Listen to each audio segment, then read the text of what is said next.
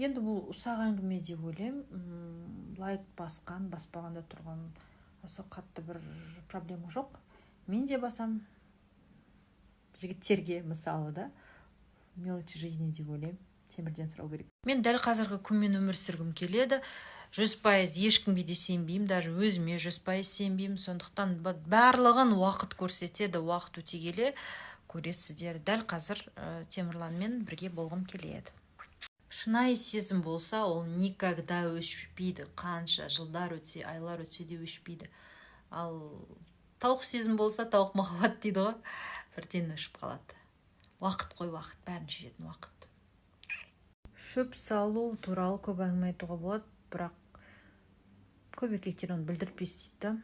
Егер сенің білетін, танитын адамыңмен шөп салса, это, конечно, больно. Ничего не могу сказать. В отношениях я очень ревнивая. Конечно, қызғанамын. Жаман қызғаншақпын мен.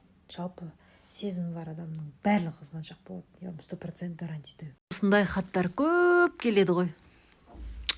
Рахмет сіздерге, қандай күшті, танымайтын адамдар сені жақсы көріп, осындай жақсы тілектер жазса. Осындай кісілер өте көп жазады маған. Рахмет сіздерге, Алла разы болсын. Сіздерді Алла жақсы көрсін. Отношения на расстоянии, конечно, это не очень. Хочется вместе провести время, и так далее. Амал жоқ. Көдек аяғын күтеген, аяғын. Темірлан екеуміз айырылысқан кезде көп видеолар келген маған.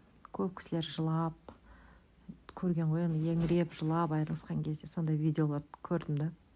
Өзімде көңіл күйім түсіп кеткен, кейін қосылғанда сол видеоларды көрсем, вообще күлем.